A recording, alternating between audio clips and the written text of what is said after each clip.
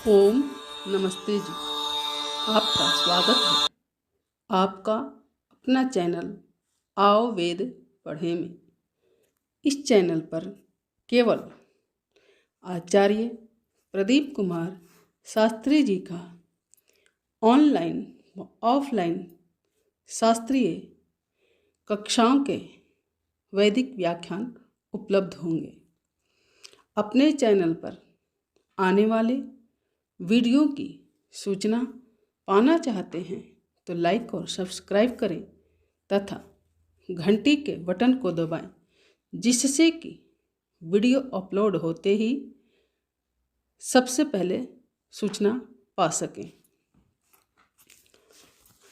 वेद पढ़ें पढ़ाएं, सुने सुनाएं, वेद का संदेश घर घर पहुँचाएं।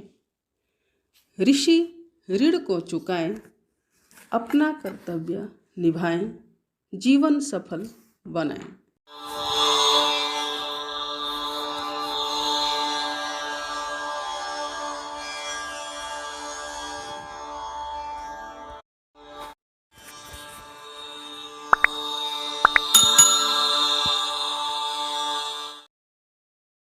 अपने वाला फोन इस्तेमाल कर रहे हैं।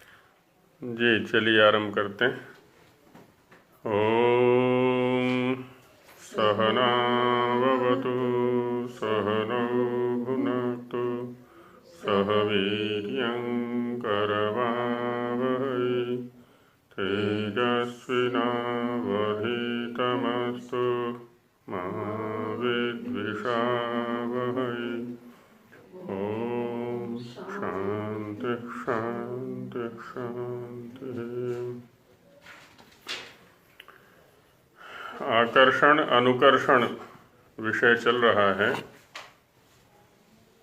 इसमें ऋग्वेद के 2 मंत्रों से कल हमने चर्चा की कि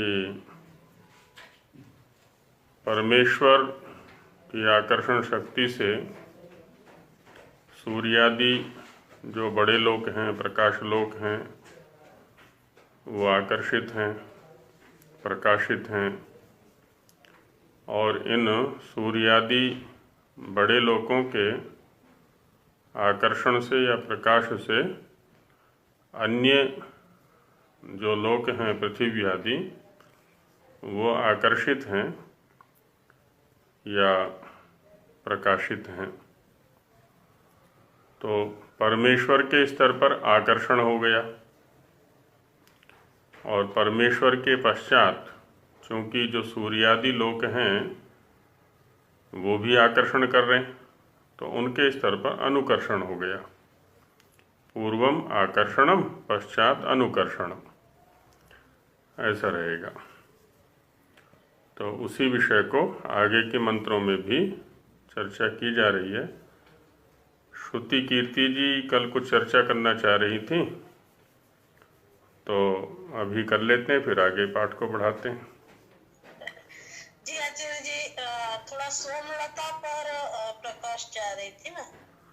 सोमलता पर प्रकाश व्यंजी चरक और सुश्रुत आपके पास हो तो उसमें देख लें, बड़ा विस्तृत प्रकरण है।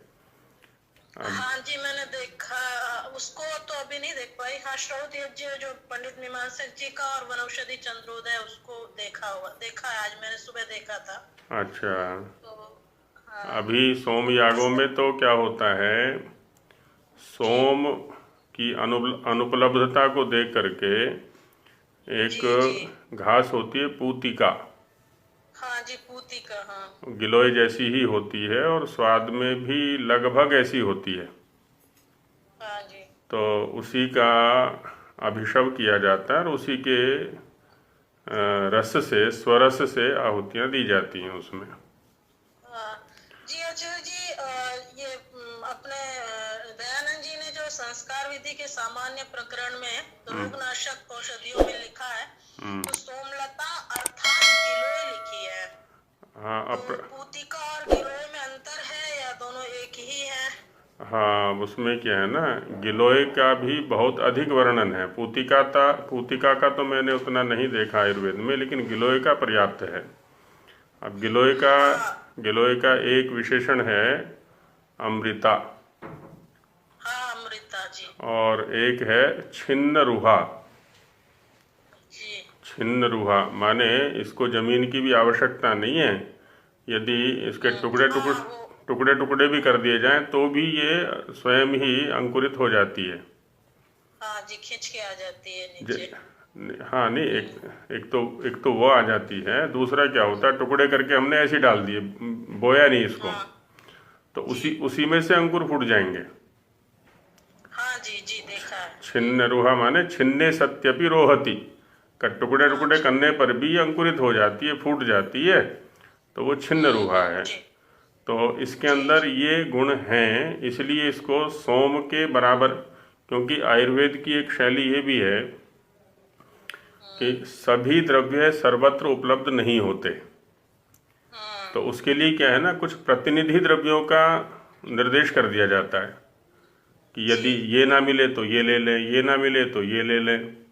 अब चूंकि आज माने स्वामी जी के समय में भी जो गिलोय है वो सर्वसुलभ है, सर्वत्र उपलब्ध हो जाती है, और इसमें भी काफ़ी कुछ गुण हैं जी रोगनाशक, तो इसलिए इसके लिए भी सोम शब्द का प्रयोग कर दिया गया है। और इसका अंकुरण बसंत में ही होगा। वहाँ अर्थात करके लिखा ना तो थोड़ा संशय उत्पन्न हो रहा था कि क्या अर्थात से। हाँ, लेकिन इसका अलग वर्णन है, सोम का अलग वर्णन है, चरक में आप हाँ देखेंगे। सो हाँ जी जी। और इसी को महाराष्ट्र में कह रहे पूती का ये सोम की जगह राशेर कोई नामक है उसको ले लेते हैं, ऐसा आचार्य जी ने लिखा है, मीमांसक जी ने। क्या राशेर? रानशेर। अच्छा, हो सकता है कोई हो, मेरी जानकारी में नहीं है, हो सकता जी है। आचार्य जी हाँ मीमांसक जी ने लिखी है ना जो उसमें अच्छा, टिप्पणी में दिया हुआ उन्होंने। ठीक ठीक ठीक ठीक। हाँ तो सोमिया अगस्टी। बस प्रतिनिधि द्रव्यों में मिलते जुलते गुण वाले ही औषधियाँ ले ली जाती हैं। लेकिन सभी जगह आचार्य जी यही लिख रहे हैं कि ये बहुत काल से अनुपलब्ध है, इसका कोई स्रोत मुख्य रूप से नहीं मिलता।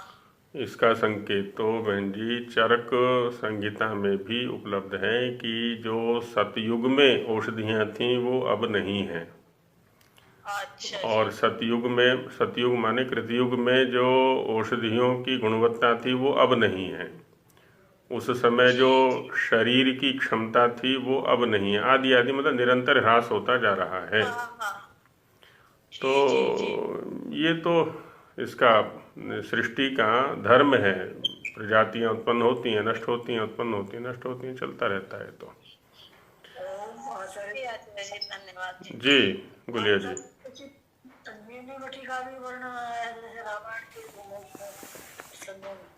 क्या बटी, क्या नाम बोल रहे हैं आप गुलिया जी? संजीवनी बटी। हाँ, संजीवनी बटी का भी है उल्लेख। अब पीछे एक अध्ययन हुआ था उधर श्रीलंका में, कि श्रीलंका में भी वो अवशेष अभी हैं, वो पहाड़ भी अभी है, और शायद संजीवनी पर्वत के नाम से है या क्या कुछ है, कि वहाँ पर कुछ औषधियाँ ऐसी मिलती हैं। पीछे बालकृष्ण जी जो पतंजलि वाले हैं उनकी ओर से भी कुछ समाचार आया था कि हमने संजीवनी बटी ढूंढ ली है। अब कुछ कह नहीं सकते क्या है। तो आजकल गिलोय है, लेकिन गिलोय बहुत अच्छी है ये। और एक औषधि और होती है जिसका नाम है छुई मुई, लाजवंती।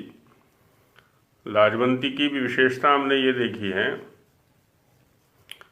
कि वो सर्दियों में एकदम सूख जाती है, यदि उसके शाखा को तोड़ेंगे ना तो एकदम सूखी लकड़ी की तरह टूट जाती है वो। लेकिन अभी जैसे वसंत ऋतु आया एकदम हरी हो गई, तो माने ऐसा लगता है जैसे कि शुष्क में भी प्राण डालने की शक्ति उसके अंदर है, क्योंकि एकदम सूख जाती है, बिल्कुल पत्ते नहीं रहते, फूल नहीं रहते, कुछ भी नहीं, और लकड़ी भी एकदम सूख जाती है। लेकिन अभी इस समय है तो एकदम हरियाली होगी, सारे में पत्ते पत्ते आ गए हैं पूरी तरह से। तो इसके भी काफ़ी वर्णन इसमें है, आयुर्वेद में लाजवंती का भी पर्याप्त वर्णन है, और समंगा, और गिलोय का तो है ही, गिलोय का तो बहुत अधिक वर्णन है। इसका तो हम सामान्य रूप से उपयोग कर भी सकते हैं प्रतिदिन। वैसे औषधि कोई भी है अधिक भोजन की तरह तो लेने की नहीं होती है, लेकिन ऋतु विशेष में थोड़ा थोड़ा एक टुकड़ा लिया और सुबह सुबह चबा लिया। आजकल नीम के पत्ते हैं, जैसे वसंत ऋतु चल रही है तो जो अर्ध विकसित नीम के पत्ते हैं 5-7 पत्ते सुबह सुबह लिए जा सकते हैं, क्योंकि वो रूक्ष नीम जो है वो रूक्ष होता है, ये तो कफ का शोधन करेगा वो। आचार्य जी, जी ये जो आपने छुई मुई की बात कही है, हाँ जी, इसके बारे में मैंने कहीं पढ़ा था कि इसकी जड़ को यदि गले में माला की तरह लटकाकर पहन लें तो खांसी, भीषण खांसी दूर होगी। हो सकता है। मैं वहाँ गुरु से लाया भी था, लेकिन परीक्षण नहीं कर पाया। आपके किसी में आया हो तो आप बतलाइए। नहीं, मेरी जानकारी में नहीं आया है। हो सकता है पढ़ा भी हो तो मैं अभी स्मृति में नहीं है। स्पर्श चिकित्सा भी है, औषधियों के धारण करने। हाँ नहीं, आयुर्वेद में स्पर्श चिकित्सा भी है। औषधियों को धारण करने से ही, गले में धारण करते हैं, बाजू में धारण करते हैं, हाथ में धारण करते हैं, तो धारण करने से ही अनेक रोग शांत हो जाते हैं। ये तो है इसमें। तो परीक्षण रह गया मेरे से। आजकल खांसी खूब मिलेगी, आजकल खांसी का समय चल रहा है ये। मेरे पास कहाँ ढूंढूंगा उसे जड़। अच्छा अच्छा, चलिए हम प्रयोग कर लेंगे यहाँ पर। यहाँ मिल जाएंगे खांसी वाले भी हम। कहीं पड़ा है तो जरूर उसका कोई महत्व होगा। बिल्कुल बिल्कुल बिल्कुल बिल्कुल। हाँ हाँ, स्पर्श में कोई हानि तो है ही नहीं। ना ना ना ना ना, स्पर्श चिकित्सा है हमारे यहाँ पर। ठीक है, तो आप लोग करते हैं, इसलिए आपको मैं इसलिए पूछा। हाँ नहीं, हमारे यहाँ वो लाजवंती भी पर्याप्त खड़ी है और खांसी वाले भी मिल ही जाएंगे 1-2, तो उसका प्रयोग कर लेंगे, आपने कहा है तो। अगर ये कर ले तो आगे के लिए बड़ा लाभ। हाँ नहीं, ठीक बात है, एकदम ठीक बात है आपकी, कर लेंगे। हाँ जी, अब अंग्रेजी नाम का मुझे पता नहीं। छुई मुई जो छूते ही वो मुरझा जाती है। परिजात अलग है। पारिजात अलग है, पारिजात अलग है, पारिजात तो अलग है। पारिजात भी है हमारे पास। पारिजात का हिंदी नाम है हार श्रृंगार। तो हार श्रृंगार वो अलग है, उसमें शरद ऋतु पर केवल 1 महीने फूल आता है, बाकी वर्ष भर फूल नहीं आता। अभी पत्ते धीरे धीरे सूख रहे हैं, उसके फल खूब आए हुए हैं। हार श्रृंगार अलग है वो पारिजात। और ये छुई मुई का तो बेल होती है, कांटे होते हैं इस पर, पौधा सा होता है और फैल जाता है ऐसे वो, बस छूते ही मुरझा जाती है। कभी यहाँ आएंगे तो यहाँ दिखा देंगे आपको, यहाँ खड़ी है हमारे पास पर्याप्त।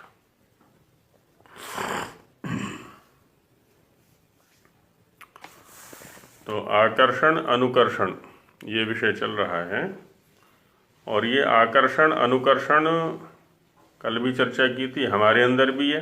परस्पर हम भी एक दूसरे के द्वारा आकर्षित या अनुकर्षित होते रहते हैं किसी न किसी विषय को लेकर के। कहीं बल के कारण, कहीं धन के कारण, कहीं विद्या के कारण, कहीं रूप के कारण, कहीं अन्य और इंद्रिय विषय के कारण। रसना कभी खींच के ले जाती है, कभी शब्द श्रोत्र खींच के ले जाएगा, तो घ्राणेन्द्रिय खींच के ले जाएगा, कभी चक्षुरेंद्रिय खींच के ले जाएगा, है ना। तो अनेक प्रकार के आकर्षण अनुकर्षण यहाँ भी विद्यमान है।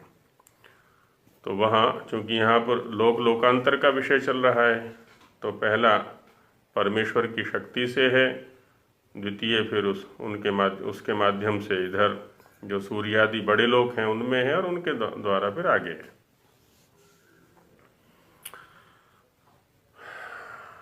तो ईश्वर स्तुति प्रार्थनोपासना मंत्रों में पंचम मंत्र ये न द्यौरुग्रा पृथ्वी च दृढ़ा आदि मंत्र का पाठ हम प्रतिदिन करते हैं। वहाँ दिखा रखा है कि उसी ने सभी लोगों को दृढ़ किया हुआ है, धारण किया हुआ है, स्तंभित किया हुआ है। अब देखिए उसी से मिलता जुलता विषय अब यहाँ आ रहा है। जो मंत्र पाठ हम करते हैं प्रतिदिन संध्या के अंदर, यज्ञ के अंदर या अन्य भी किसी रूप में, उन पर चिंतन अवश्य किया करें। अनेक विद्वानों के भाष्य मिलते हैं। ऋषि दयानंद का तो भाष्य है ही, और वो तो सभी के घरों में होना चाहिए। ऋषि दयानंद जी महाराज का जो वेद भाष्य है सभी अपने अपने घर में मंगा करके अवश्य रखें, स्वयं पढ़ें, बच्चों को पढ़वाएं। और चूंकि 60 से ऊपर के लोग हैं तो अपने पोते नाती को बैठा लिया करें कि मुझे ये पढ़ के सुनाओ, मुझे पढ़ना नहीं आता है ना, तुम पढ़ के सुनाओ मुझे। अब इससे क्या होगा, उसमें भी स्वाध्याय की वृत्ति जगेगी और हमारा भी लाभ हो गया, हमारा भी स्वाध्याय हो गया। उसको प्रोत्साहन दे दें कि भाई इतने दिन तक ये पढ़ के सुनाओगे तो तुम्हें ये मिलेगा। तो धीरे धीरे धीरे धीरे उसमें वृत्ति स्वाध्याय की बन जाएगी। वेदानुकूल कुछ कहानियां बना रखी हैं लोगों ने, उनको वो है ना, दादी पोती की बातें, दो बहनों की बातें, दो मित्रों की बातें आदि आदि संवादात्मक शैली, रोचक शैली में बना रखी है। और बाकी मंत्रों के तो अर्थों पर हमारा चिंतन अवश्य चलना चाहिए। तो अग्रिम मंत्र को अब आगे लेते हैं। ऋग्वेद से ही है यह मंत्र भी। ओम व्यस्तभ्नाद्रोदसी मित्रो अद्भुतोऽन्तर्वावदकृणो ज्योतिषातमः विचर्मणीव धिषणे अवर्तयत् वैश्वानरो विश्वमधत्तवृष्ण्यम्। व्यस्तभ्नात् स्तंभित किया हुआ है। ये वाला मंत्र कहाँ है? अगला मंत्र चलेगा ना, कल तो 2 था, तीसरा चलेगा ना।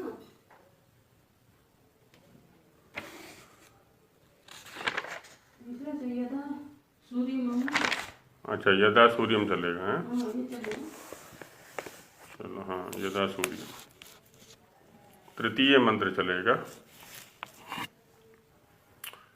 ओम यदा सूर्यममुं दिवि शुक्रं ज्योतिरधारयः आदित्ये विश्वा भुवनानि ये मिरे।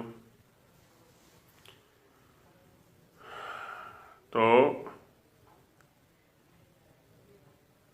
यदा है ना, ये तो प्रसिद्ध ही है। यदा माने जब, सूर्यम अमुम,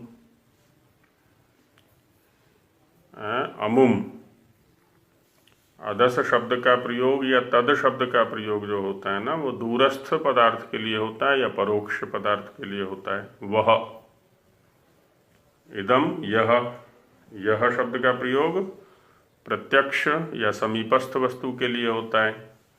वह या अदस का प्रयोग जो है दूरस्थ के लिए होता है। तो यहाँ पर भी अमुम शब्द का प्रयोग किया है। अमुम माने उस, सूर्यम चूंकि ये पृथ्वी की अपेक्षा दूर है हमारे लिए, तो उस सूर्य को कहाँ, दिवी द्युलोक में। कैसा है वो, शुक्रम। शुक्र शब्द को 2 प्रकार से परिभाषित किया है स्वामी जी महाराज ने, और वैदिक वांग में भी दोनों प्रकार से उपलब्ध होता है। एक तो शक धातु से, शकलरी शक्तौ, और दूसरा शुच धातु से। तो जब शुच धातु से करते हैं तो इसका अर्थ होता है शुद्ध, पवित्र, और शक धातु से करते हैं तो इसका अर्थ हो जाएगा सामर्थ्यशाली, सब कुछ करने में समर्थ। तो शुक्रम है ना, सामर्थ्यशाली है जो कि। और कैसा है, ज्योति ही। ज्योति माने जो प्रकाशमय है, उसको तुमने अधारयः धारण किया हुआ है। अब यहाँ पर देखिए कितने स्पष्ट शब्दों में वेद में इसका वर्णन है। यहाँ पर ऋषि कह रहे हैं कि जब हे परमेश्वर तुम उस सूर्य को द्युलोक में, कैसे सूर्य को, जो कि शुक्र है, बहुत बड़े सामर्थ्य वाला है, और कैसा है, ज्योति है, प्रकाशमय है एकदम, उसको तुम धारण करते हो।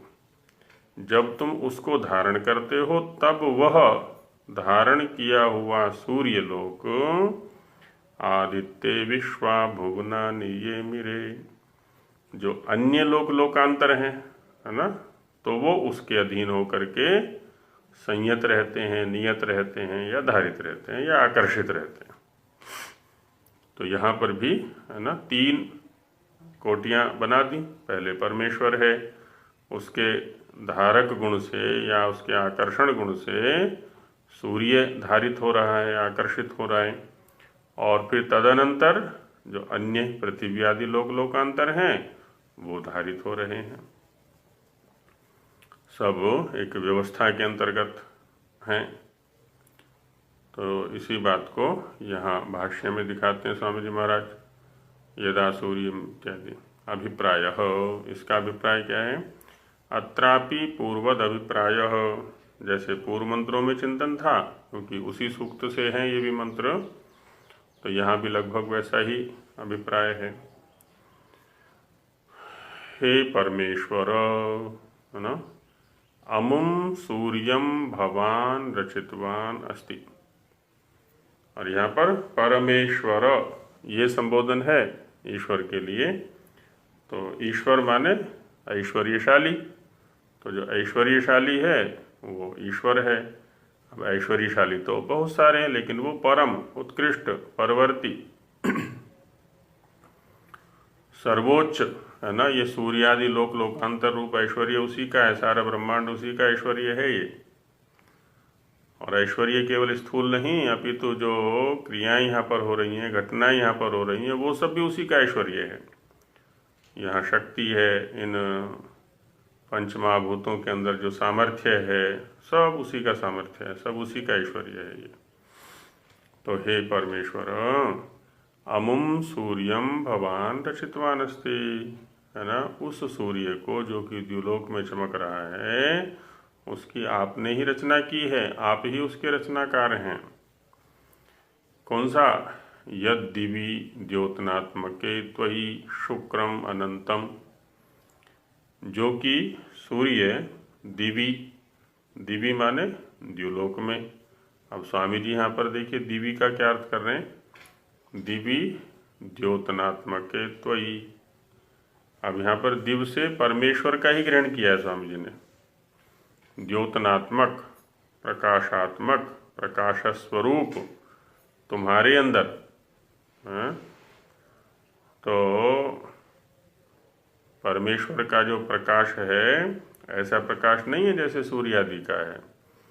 हाँ, इसके आधार पर कुछ अनुमान किया जा सकता है, क्योंकि आदि भौतिक पदार्थों से प्राप्त होने वाला जो प्रकाश है वो चक्षु का विषय बनेगा, और परमेश्वर तो चक्षु का विषय है ही नहीं, है ना, वो तो आत्मा का विषय है। तो वहाँ जो प्रकाश है वो आत्मा के द्वारा गृहीत होने वाला है। हालांकि साधना की प्रक्रिया में, उपासना की प्रक्रिया में या योग की प्रक्रिया में जो आरंभिक साधक या उपासक होते हैं उनको उनकी प्रवृत्ति कराने के लिए तो किसी न किसी प्रकाश का आश्रय जो निर्देशक लोग हैं वो लिया करते हैं, प्रशिक्षक लोग हैं वो लिया करते हैं कि देखो दोनों भवों के मध्य में एक लो सी जल रही है ना, बस वही है, वही ध्यान करना है। और कुछ लोग हृदय के पास में एक प्रकाश का अनुभव कराते हैं कि देखो वहाँ पर एक प्रकाश है, आदि आदि। कुछ लोग उधर ब्रह्मरंध्र में प्रकाश का दर्शन कराते हैं। अब हमारे साथ क्या होता है, क्योंकि हमें तो इस बाह्य प्रकाश का अभ्यास है, तो उसी प्रकाश को वहाँ भी खोजने का प्रयास करते हैं हम कि जैसा प्रकाश बाहर है, दीपक जलाया हमने, दीपक की एक लो बनती है, तो वैसी ही लो कोई अंदर भी है, आध्यात्मिक स्तर पर भी है।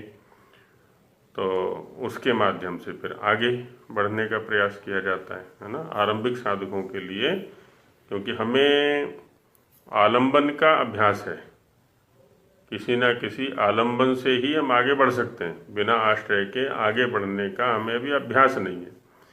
तो इसीलिए आरंभ में आलंबन दिया जाता है, लेकिन आगे जब गति बनती है तो ये आलंबन छूट जाते हैं। ये जो आश्रय हैं, ये फिर सहारे हैं, ये छूट जाते हैं। इन सहारों की आवश्यकता नहीं पड़ती, आगे तो परमेश्वर ही सहारा बनता है। तो यहाँ पर कह रहे हैं कि यद्यपि द्योतनात्मके त्वयि, है ना, द्योतनात्मक माने प्रकाशात्मक, प्रकाश स्वरूप तुम्हारे अंदर, शुक्रम, है ना, ये शुक्रम विशेषण हो गया सूर्य का। शुक्रम इसलिए करें अनंतम सामर्थ्यम, है ना, अनंत सामर्थ्य, ज्योति ही प्रकाशमयम वर्तते, प्रकाशमय है। तेन त्वम सूर्यादि लोकान आधारयः। पहले यहाँ पर शुक्र और ज्योति का संबंध परमेश्वर के साथ लगाया स्वामी जी ने कि आप शुक्र हैं। शुक्र हैं माने अनंत सामर्थ्य वाले हैं, है ना, तुम्हारे अंदर अनंत सामर्थ्य है, तुम्हारे अंदर अनंत प्रकाश है, अलौकिक प्रकाश है, आप प्रकाशमय हैं, आप प्रकाश स्वरूप हैं। क्योंकि आप प्रकाश स्वरूप हैं, अनंत सामर्थ्य वाले हैं, इसीलिए तेन माने इसीलिए, इस हेतु से त्वम सूर्यादि लोकान आधारयः, है ना, सूर्यादि लोकों को भी धारण किया हुआ है। क्योंकि जिसके अंदर सामर्थ्य होगा धारण करने का, वही तो धारण कर पाएगा, दूसरा कैसे धारण करेगा। धारितवान असि, तो यही सामर्थ्य हमारे अंदर भी आना चाहिए। हम प्रकाश की ओर बढ़ने वाले बने, हम सामर्थ्य को बढ़ाने वाले बने, है ना। और सामर्थ्य जो बढ़ता है ना, अधिकाधिक कार्य करने से बढ़ता है। यदि कार्य से हम अपने आप को बचाएंगे तो जितना जितना बचाएंगे उतनी उतनी क्षमता कम होती चली जाएगी। कार्य भी देखना है कि कौन सा कार्य हमें करना है। कार्य का मतलब जो हमारे लक्ष्य की प्राप्ति में साधक हो, तो उस कार्य को करना है।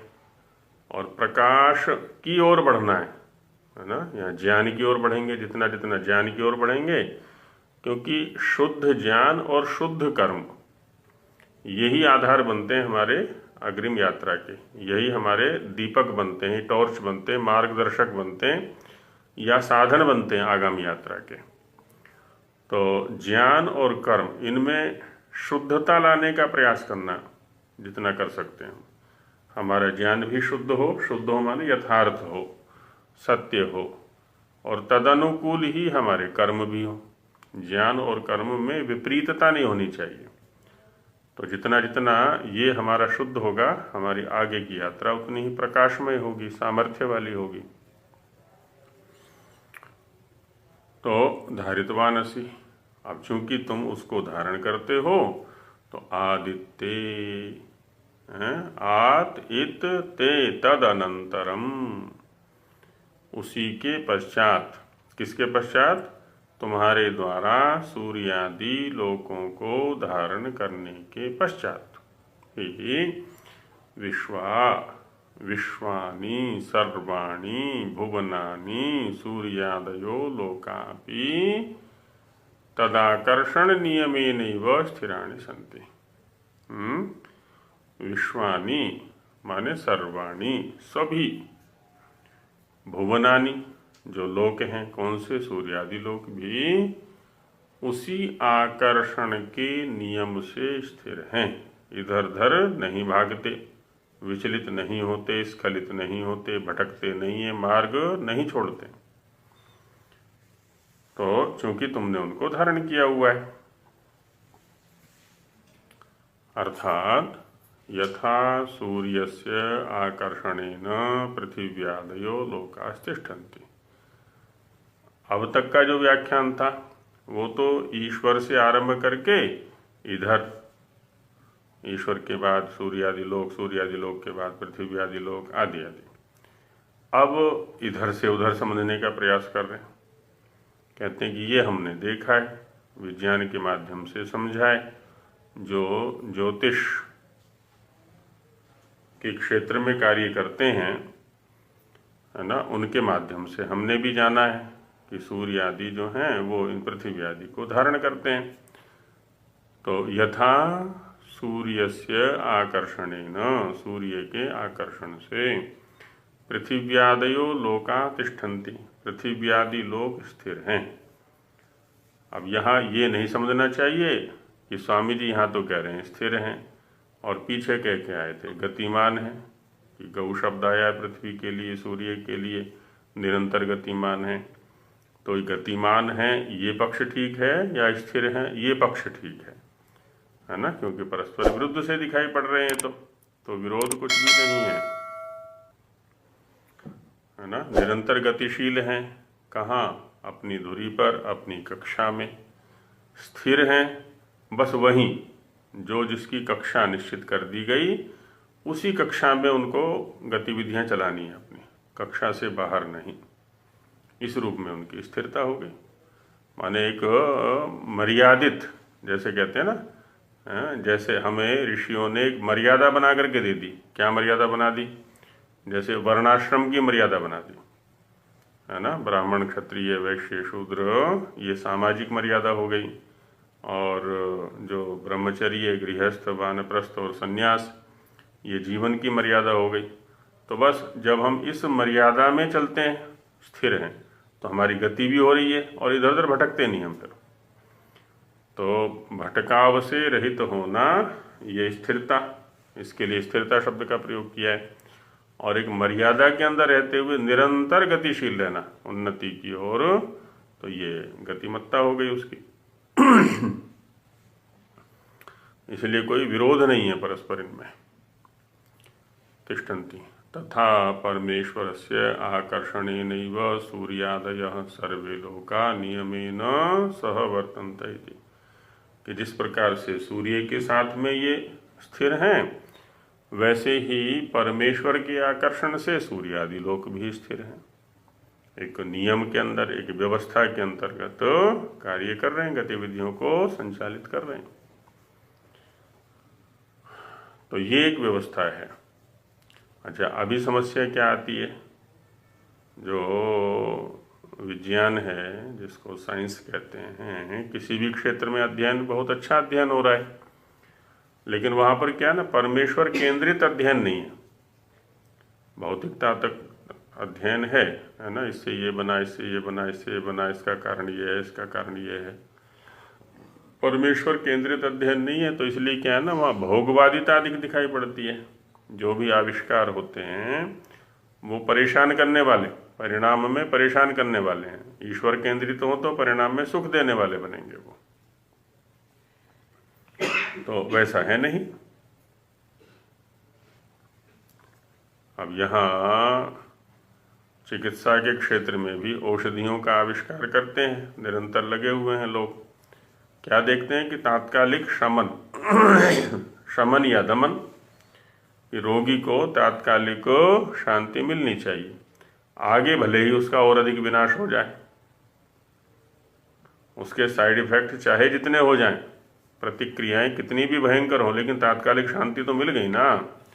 और हमारा लक्ष्य भी यही था कि इसका ज्वर शांत होना चाहिए, इसका जुकाम शांत होना चाहिए, इसका सिर दर्द शांत होना चाहिए, इसका शुगर जो है शांत होना चाहिए। उसके उपचार करते करते भले ही किडनी फेल हो जाए, भले ही फेफड़े फेल हो जाएं, है ना, भले ही और दूसरे रोग कितने भी लग जाएं, लेकिन ये रोग तो शांत हो गया ना। तो दूरगामी चिंतन नहीं है, दूरदृष्टि को रख करके आविष्कार नहीं होते तात्कालिक, इसलिए परिणाम में सब भयंकरता भरी पड़ी है। हम लंबा नहीं सोच पाते, ईश्वर की दृष्टि को नहीं अपना पाते कि ये सारे के सारे आविष्कार सुखी करने के लिए हैं। और परम तो इसी बात को अब हिंदी में स्वामी जी महाराज समझाते हैं भाषार्थ में कि अभिप्राय इस मंत्र में भी आकर्षण विचार है। यहाँ पर भी आकर्षण विद्या को ही दिखाया हुआ है कि हे परमेश्वर, जब उन सूर्यादि लोकों को आपने रचा, क्योंकि आपने रचा है उनका, आपने निर्माण किया, रचनाकार आप हैं उनके, और आपके ही प्रकाश से प्रकाशित हो रहे, है ना।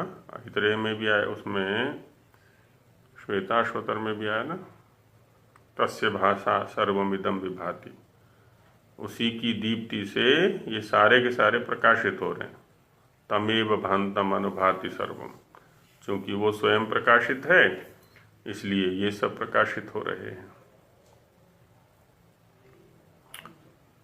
तो वही कार्य यहाँ पर भी, और आपके ही प्रकाश से प्रकाशित हो रहे हैं और आप अपने अनंत सामर्थ्य से उनका धारण कर रहे हो।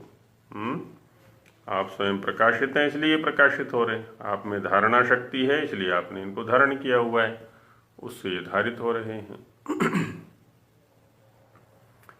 इसी कारण से सूर्य और पृथ्वी आदि लोकों और अपने स्वरूप को धारण कर रहे हैं। इसीलिए क्या है ना, सूर्य और पृथ्वी आदि जो लोकांतर हैं ये अन्य लोकों को भी और स्वयं को भी धारण कर रहे हैं, क्योंकि ये जो धारणा शक्ति है ये आपने प्रदान की है, आपके द्वारा संचालित है, आपके द्वारा आरंभ की गई है, तो वही इनमें भी आ गई है। इसलिए प्रश्न केन आदि उपनिषदों में यही चर्चा की गई है ना कि ये इन इंद्रियों से वो गृहीत नहीं हो सकता। क्या कहा कि चक्षु से वो गृहीत नहीं होता, चक्षु उसको देखने में समर्थ नहीं है, अपितु जिसके कारण से चक्षु देखता है उसको तुम जानो कि वह है वो। घ्राणेन्द्रिय उसको ग्रहण नहीं कर सकती, उसको उसकी गंध नहीं ले सकती, लेकिन घ्राणेन्द्रिय में जो घ्राण शक्ति है, गंध ग्रहण शक्ति है, वो जिसके कारण से वो है।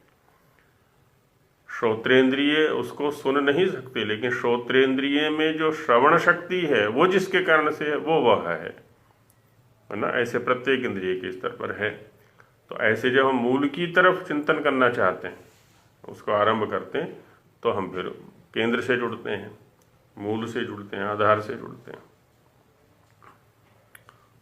तो वही बात यहाँ पर भी आ रही है कि पृथ्वी कैसे आकर्षित कर रही है, पृथ्वी को सूर्य कैसे आकर्षित कर रहा है ना। ये शक्ति कहाँ से आई इसके पास में। जब हम इस मूल को खोजने चलेंगे तब जाकर के परमेश्वर पर रुकेंगे हम। इन सूर्यादि लोकों का सब लोकों के साथ आकर्षण से धारण होता है।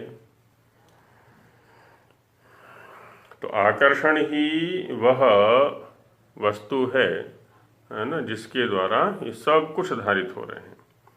इससे यह सिद्ध हुआ कि परमेश्वर सब लोकों का आकर्षण और धारण कर रहा है ना। मूलतः परमेश्वर से ही वह शक्ति, वह सामर्थ्य प्राप्त हो रहा है जिससे कि ये सभी लोग आकर्षित भी हैं और धारित भी हैं। तो इसी विषय को अग्निमंत्र में भी दिखाते हैं। ओम व्यस्तभ्नाद्रोदसी मित्रो अद्भुतोऽन्तर्वावत्कृणो ज्योतिषा तमः विचर्मणीव धिषणे अवर्तयत् वैश्वानरो विश्वमधत्त वृष्ण्यम्। व्यस्तभ्नात् है ना, व्यस्तभ्नात् माने थामा हुआ है, स्तंभित किया हुआ है। स्तंभ होता है ना घर में, मंदिरों में, बिल्डिंगों में, भवनों में स्तंभ होते हैं, खंबा बोल देते हैं उसी को। तो खंबा क्या है ना, बस एक ही स्थान पर खड़ा रहना उसका काम होता है। एकदम अडिग रूप से, अविचलित रूप से खड़े रहना।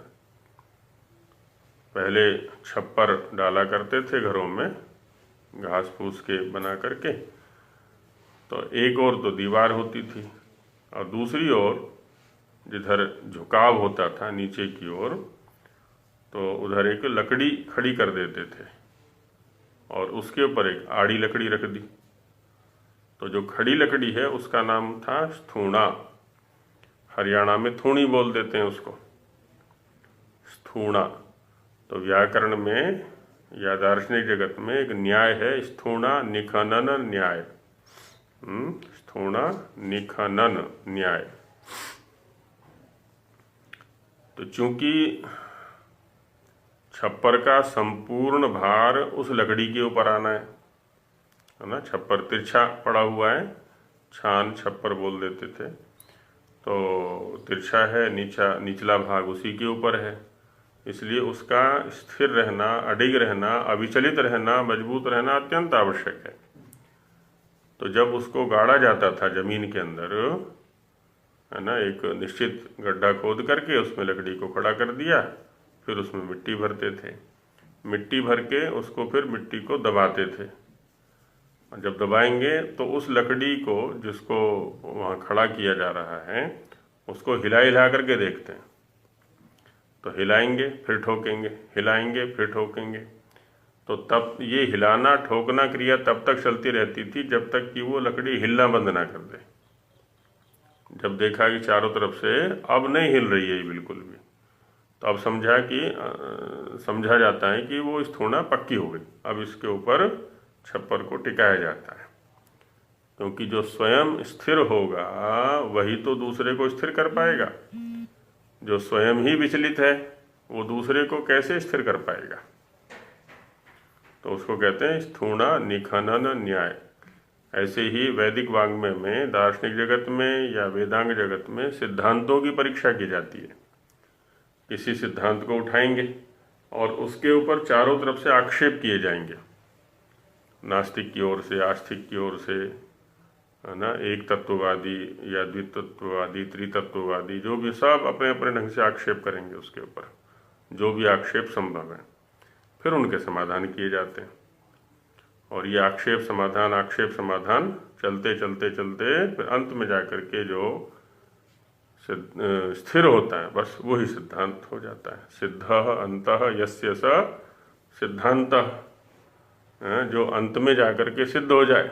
अब कोई आक्षेप शेष नहीं रहा उस चर्चा में, कोई विचारणीय शेष नहीं रहा, तो बस अब इसका अंत में जाकर के सिद्ध हो गया, और जो अंत में जाकर के सिद्ध हो गया बस वही सिद्धांत हो जाता है। फिर सिद्धांत या राद्धांत उसी को बोल देते हैं। ऐकांतिक, एक ही है अंत जिसका वो एकांत है ना, तो वो हो जाता है।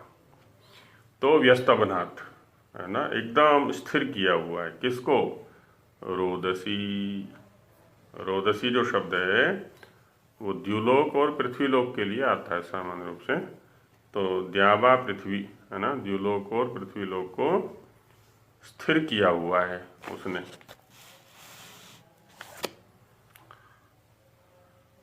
मित्र, कौन है वो? मित्र है। कैसा है वो? अद्भुत, है ना, अद्भुत है। अद्भुत किसको कहते हैं? अद्भुतम अभूतम इव निरुक्त में आया हुआ है। आश्चर्य कर। आश्चर्य कैसा है कि जितना जितना जानते हैं उसके विषय में उतना उतना और आगे गंभीरता दिखाई पड़ती है। जानते चले जाएं, जानते चले जाएं, जानते चले जाएं, उतना ही और विशालता उसके आगे बढ़ती चली जाती है। इतना अद्भुत है वो।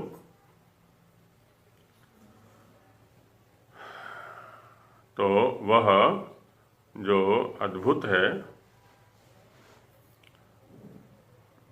परमेश्वर, उसी को मित्र कहा। मित्र शब्द पहले भी आ चुका है इसके लिए।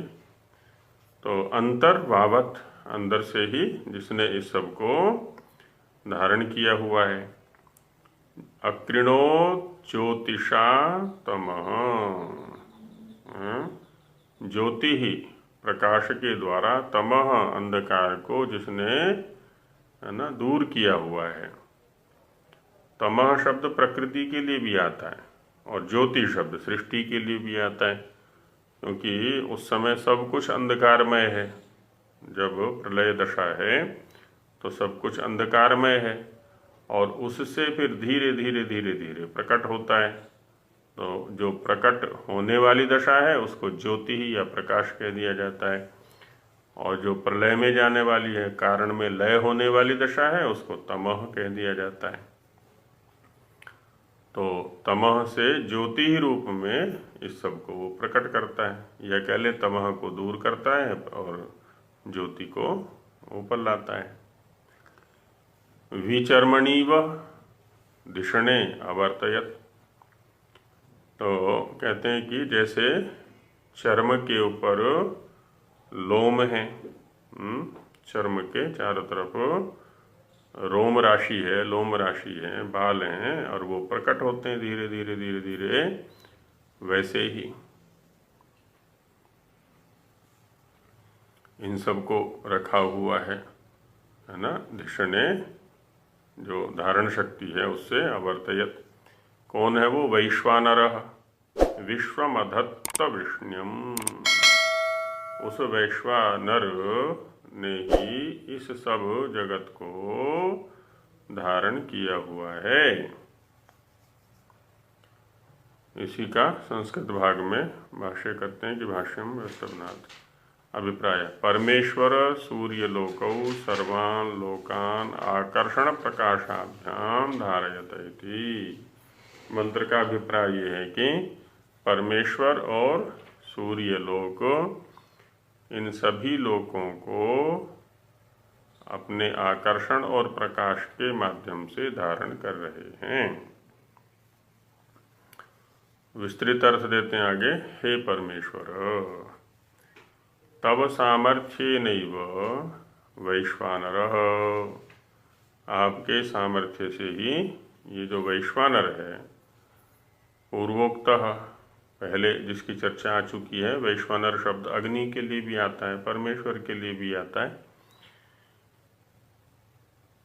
विश्वान नरान नयति इति वैश्वानरः।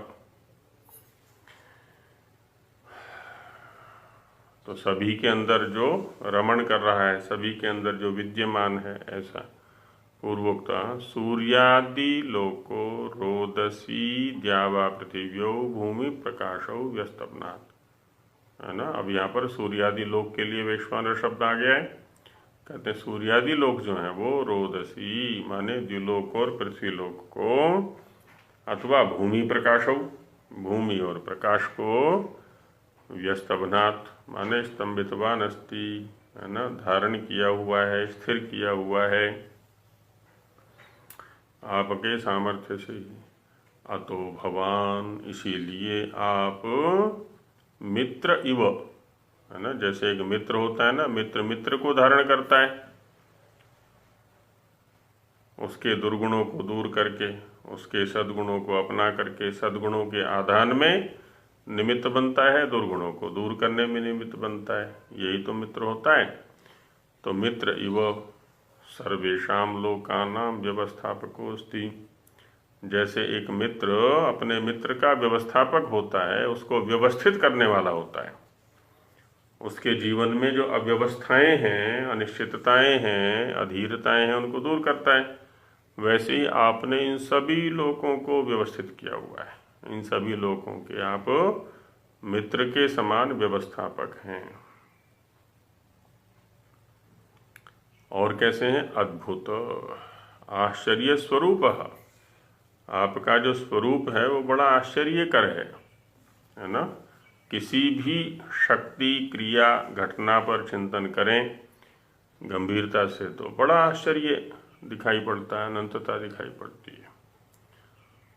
सवितादि लोको, है ना, वह जो सवितादि लोक है, सूर्यादि लोक है, ज्योतिषा तमह, ज्योति के द्वारा, प्रकाश के द्वारा, तमह अंधकार को, अंतरकृणोत, उसको छिपा दिया इसने। ज्योति के द्वारा अंधकार को छिपा दिया है। जैसे ही प्रकाश आता है तो तमह जो अंधकार है वो छिप जाता है, अलग हो जाता है। तिरोहितम निवारितम तमह करोति, क्योंकि अंत शब्द जो है ना वो व्यवधान अर्थ में भी आता है, तो उसी का अर्थ करें तिरोहित कर देता है। तिरोहित माने छिपा देना, दृष्टि से ओझल कर देना जिसको बोलते हैं ना। तो दृष्टि से ओझल कर देना माने कोई चीज़ हमारे सामने रखी है, उसको हटा करके साइड कर दिया, इधर उधर कहीं रख दिया, वो दिख नहीं रही है, तो वो तिरोहित हो गई, छिप गई। उसी को कहा निवारितम, है ना, उसका निवारण कर देना, हटा देना। किसका? तमह, जो अंधकार है उसका। तमह करोति वावत तथैव, और वैसे ही धिषणे, धिषणे कौन है जी? धारण कर्त्यो, धारण करने वाली। कौन? द्यावा पृथिव्यो, द्युलोक और पृथ्वीलोक। वो धारणाकर्षणेन व्यवर्तयत, इन दोनों को धारण और आकर्षण के द्वारा व्यवर्तयत, इनकी आवृत्ति किए हुए है ना, इनको घुमा रहा है, धारण कर रहा है। विविधतया एतयोर वर्तमानम कारयति, विविधतया माने अनेक प्रकार से इन दोनों का व्यवहार कराता है। कभी सर्दी हो रही है, कभी गर्मी हो रही है, कभी कुछ हो रहा है, कभी कुछ हो रहा है, कितने प्रकार के परिवर्तन यहाँ पर हो रहे हैं। तो ये सब उसी की व्यवस्था के अंतर्गत हैं। कभी प्रलय है, कभी सृष्टि है ना, न जाने कितने प्रकार की विविधताएं हैं यहाँ पर। कस्मिन्निव है ना, किसमें के समान, तो कहते हैं चर्मणि आकर्षितानि लोमानीव, चर्म में जैसे लोम आकर्षित हैं, धारित हैं, वैसे ही अब यहाँ पर भी तो कितने आश्चर्यपूर्ण रचना है ना। ये भी चर्म में से निकल रही है, घास से लोम निकल रहे हैं पूरे शरीर में। यथा त्वची लोमानि स्थितानि, कहते हैं कि जैसे त्वचा में लोम स्थित हैं, ये एक केश होते हैं, दूसरे लोम होते हैं, जो छोटे छोटे छोटे छोटे पूरी त्वचा पर है ना, उनके लिए लोम शब्द का प्रयोग है। जो सिर के होते हैं उनके लिए केश शब्द आता है। जिस तरफ पृथ्वी पर तरह तरह के घास है, हाँ, घास फूस आदि हैं, शरीर में भी शरीर में तो स्थान पर अलग अलग है, अलग अलग हैं वो भी। हाँ, मोटाई पतलाई छोटा हाँ, कई प्रकार के हैं। त्वची लोमानि स्थितानि आकर्षितानि भवन्ति, वो भी आकर्षित हैं वहाँ पर त्वचा में। तथैव सूर्यादि बलाकर्षणेन सर्वे लोका स्थापिताः सन्ति इति विज्ञेयम्, है ना। एक उदाहरण दे करके समझा दिया कि जैसे चर्म में अनेक प्रकार के जो लोम हैं वो धारित और आकर्षित हैं, वैसे ही सूर्यादि बलाकर्षणेन, सूर्यादि के बल और आकर्षण के द्वारा सर्वे लोका, सभी लोग स्थापित हैं, ऐसा जानना चाहिए। माने शरीर की क्रियाओं से, शरीर की गतिविधियों से, शरीर के अस्तित्व से ब्रह्मांड को समझने का प्रयास करें। तो जो यहाँ घटना घट रही है वही घटना वहां भी घट रही है, बड़े स्तर पर। अतः किम आगतम, इससे क्या सिद्ध हुआ। वृष्ण्यम वीर्यवत् विश्वम सर्वम जगत् च सूर्यादि लोको धारयति।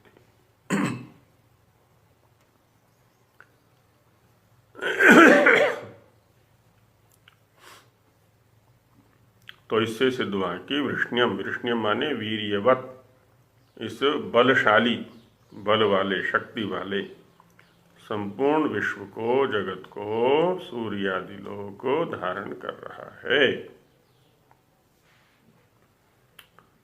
सूर्यादेर आधार धारणम ईश्वर करोति, और सूर्यादि का जो धारण है वो ईश्वर कर रहा है ना।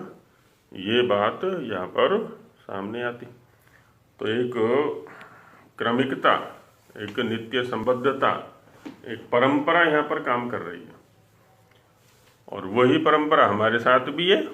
उस परंपरा का यदि उच्छेद हो जाता है, बीच में छूट जाती है श्रृंखला, तो फिर हम उच्छृंखल हो जाते हैं, उद्दंड हो जाते हैं, और फिर स्वच्छंद होते ही हम विनाश की ओर चल पड़ते हैं। तो परंपरा से जुड़ करके रहना है। जो ऋषियों की परंपरा है ना, परमेश्वर से आरंभ हुई है, जो कि परमेश्वर के ज्ञान से आरंभ हुई है ना, तो उस ऋषि परंपरा से हमें निरंतर जुड़ करके रहना है। तो ये इस मंत्र में बताया। आगे इसका हिंदी भाग है तो उस पर कल चर्चा करेंगे, अभी समय हो गया है। ओम सहना भवतु सहनौ भुनक्तु सह वीर्यं करवावहै तेजस्विनावधीतमस्तु मा